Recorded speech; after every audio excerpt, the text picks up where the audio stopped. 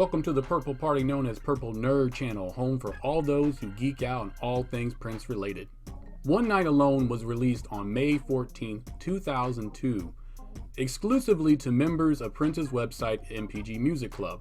The album would not get a retail release until May of 2020, when it was included in the Up All Night with Prince collection, which included One Night Alone Live, which was a double CD, One Night Alone the After Show, It Ain't Over Yet, and the DVD Live at the Aladdin Las Vegas. For being such a large collection, the project actually sold very well, peaking at number 19 on Billboard. One Night Alone is and was advertised as a solo piano and vocal performance by Prince, although in similar fashion to his acoustic album The Truth, released a few years earlier, other instruments, sound effects, and vocal layering is present throughout the album. Although the album is 90% a solo project by Prince, we do have John Blackwell performing on drums on 2 of the songs, and Prince's pet doves, Divinity and Majesty, are credited with background vocals.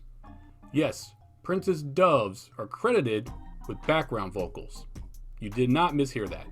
Anyways, let's explore the quiet storm that is One Night Alone.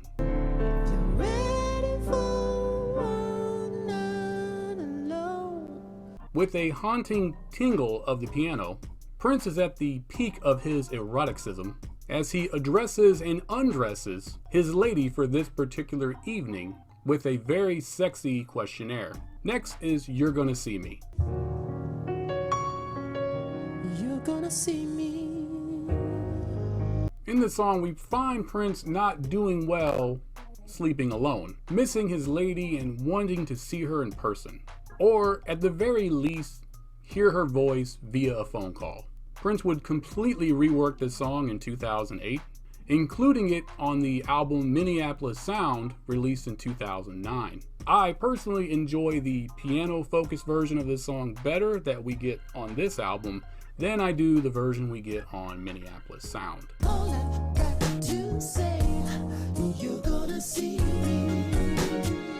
Next is Here on Earth.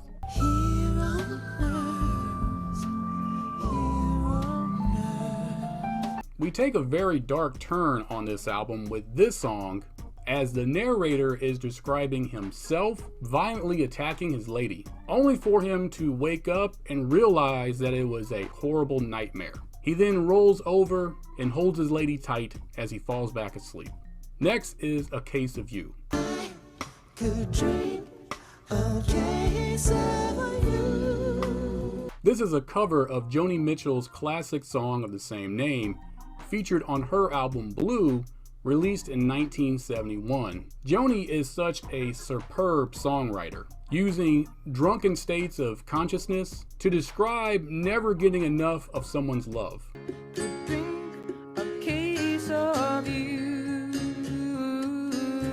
Next is Have a Heart. Did you have to have a heart first before you get it? This song is from the perspective of a man who has just had a hideous breakup with his lady, who's going around town telling everyone how this person just broke her heart. But then he questions her with the coldest inquiry, stating, "Don't you need an actual heart to have a broken heart?" Which is by far the most gangster way of calling a woman heartless. Next is Objects in the Mirror. The objects in the mirror, objects in the mirror, closer. This erotic tale has Prince reimagining an intimate encounter with his lover, as after the two of them are finished filming themselves making love, they share the sink just off the main bedroom to brush their teeth while both of them are still nude, as they examine each other while making comical poses in the mirror. As through this mirror, he can see that their closeness is more than just visual. And although both of them being nude, he can't help but to fantasize of doing laundry with her, as he's now thinking about cohabitating with her. Next is Avalanche. He claims innocence, just like every snowflake in an avalanche. This controversial song has Prince taking the stand that Abraham Lincoln was in fact a racist. Abraham Lincoln was a racist. as Abraham Lincoln actually did not believe that whites and non-whites could live in peace and harmony with each other, and had plans of shipping out the entire American slave population out of this country after giving them their freedom. It was actually his fellow Republicans that vetoed his decision. The song also speaks on the theft of African American music in America, as white record label owners would take credit for songwriting and producing of these African American artists. This practice was very prominent through the 1940s and into the 1970s, and even certain cases present up into the late 1990s.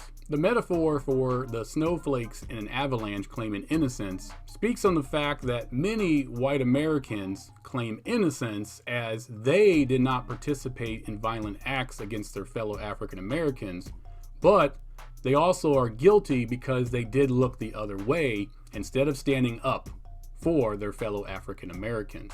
Because it's not what you said, it's what you didn't say. In most cases, silence is the true violence. Next is Pearls Before the Swine. Only pearls before the swine.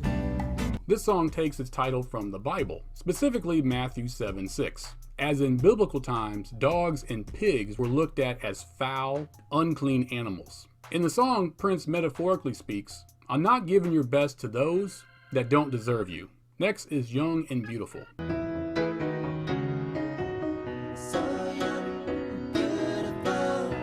This curious song is about a young lady that Prince is encouraging to keep her purity. We close out with Arboretum.